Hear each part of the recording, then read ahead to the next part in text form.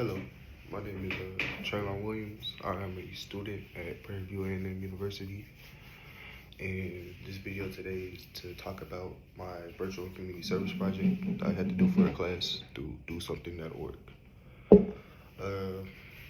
First, let me start this off by saying I've never heard of anything called virtual community service. I mean, I've done community service before. I do it pretty actively. I do it through like either volunteering at like my local food bank, or helping out in the pantry kitchen and like serving meals, or I'll do it through like other community service stuff. But like when I first heard of the project and like what I had to do with virtual community service, it was a new experience for me. So I'm just here to talk about a little bit about that new experience, what it meant to me, what exactly I did, and just overall how it was. So starting off, the term virtual community service, it was through the organization called DoSomething.org. I think most people have heard of it, but if you haven't, you can go look it up. There's things, all types of categories get involved, whether you care about recycling, animals, race, sexism, stuff. Any type of cause you can think of is probably on there. So I wouldn't say, if you hadn't ever gotten involved in anything, it'd be a good way to get involved. It's something you should look into. But I did 5 campaigns. I think that's what we were assigned. Overall, all time spent together, I spent about 10, 12 hours. But I kind of broke them up into like different things that I felt relative to what I had going on, or that I felt like I could make an impact. So the first 2 that I completed was related to recycling. The 2 campaigns were called, the first one was 50 bottles, 1 goal. The second one was a 5 can recycling challenge. So I had chose those because recently my campus had, a big campus-wide event where a lot of parties, a lot of stuff going on, a lot of people on campus.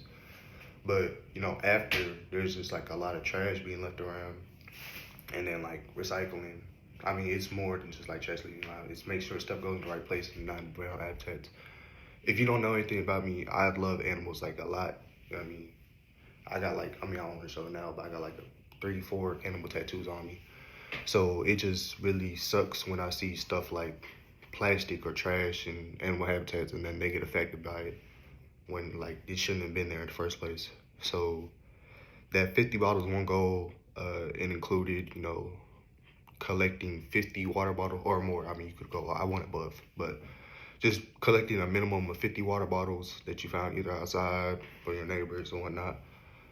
And, make sure they get properly distributed to a recycling bin. Through that, I normally go on runs on Saturdays, so I did it during my run around then. I had ran into some people, got them to help me out, and just able to spread the word to help clean campus up while I was doing it.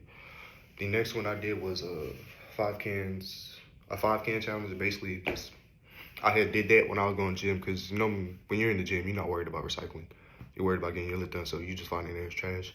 So while I was working out, I just happened to work out by the trash can, and then like I seen like people who was about to put their can inside the trash. I just asked if I collect it real quick and tell like it should go recycling. So I collect the cans and then put it in recycling. The next 2 I did I did another one that related to recycling, which I never knew about. It was called Comeback Clothes, to where I didn't know that clothing should be recycled, or that's something that can be recycled. And because of the amount of greenhouse gases that get emitted from that, so I ended up donating a bunch of extra clothes that I had, donated to the local shelter. And I felt like that was a good experience, because like, it's better that those clothes go to use out there compared to just sitting in my closet back there. So then the last 2 I did relate to mental health. It was called It's Not All in Your Head, and the other one was a Certified Bestie. So It's Not All in Your Head, it basically was a flyer that I had put up around campus for it to be like the library, our student center, or like just a residential area, to like it's finals, so it's a stressful time, maybe for a lot of people. Some people are trying to graduate and whatnot. So it related to just having resources and knowing that someone's not alone if like you feel too stressed out to go talk to somebody. And then the other one, Certified Bestie, to where it just helped out with identifying not only within yourself but other people, someone who might be going through a troubling time and having problems, and things you can do, how you can try to help, resources you can help them reach out to, or just different ways to handle stress, anxiety, and things of that nature. So through that, it was like 2 courses that took about an hour long each.